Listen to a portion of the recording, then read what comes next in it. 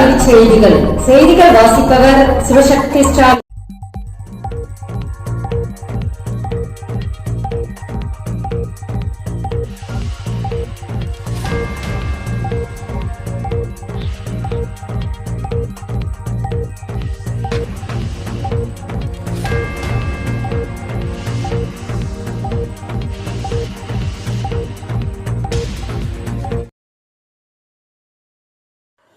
CBSE மாணவிகளுக்கு மாதம் ரூபாய் 500. சிபிஎஸ்இ சிங்கிள் கேர்ள் சைல்டு ஸ்காலர்ஷிப்புக்கு விண்ணப்பிக்க கால அவகாசம் நீட்டிக்கப்பட்டுள்ளது. பிப்ரவரி 8ஆம் தேதிக்குள் சிபிஎஸ்இ இணையதளத்தில் விண்ணப்பிக்க வேண்டும். விண்ணப்பதாரர் பெற்றோருக்கு ஒரே குழந்தையாக இருக்க வேண்டும். 10ஆம் வகுப்பில் மாணவியின் கல்வி கட்டணம் மாதம் ரூபாய் 1500க்கு மிகாமல் இருப்பது அவசியம். சிபிஎஸ்இயில் இணைக்கப்பட்ட பள்ளிகளில் அவர் +1 சேர்ந்திருக்க வேண்டும்.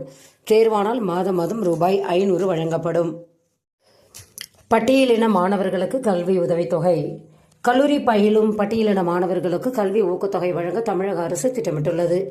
12,000, 15,000, 25,000 என 3 பிரிவுகளாக வழங்கப்படும். ஊக்கத்தொகையை பெறும் விண்ணப்பத்தை www.cms.tn.government.in என்ற இணையதளத்தில் டவுன்லோடு செய்யலாம். நாணயங்களில் இருக்கும் குறியீடுக்கு காரணம் என்ன? ரூபாய் நாணயங்களின் நம்பர் கீழே அடையாளம்தான் அவை எங்கு உருவாக்கப்பட்டது என்பது குறியீடு. இதை மின்ட் மார்க் என்பார்கள். செக்யூரிட்டி பிரிண்டிங் மற்றும் மின்டிங் கார்ப்பரேஷன் ஆஃப் இந்தியா நாணயங்களை தயாரிக்கிறது.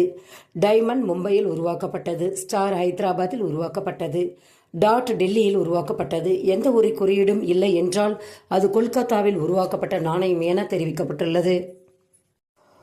USA சீனாவுக்கு போட்டியாக இந்தியாவின் AI மாடல்.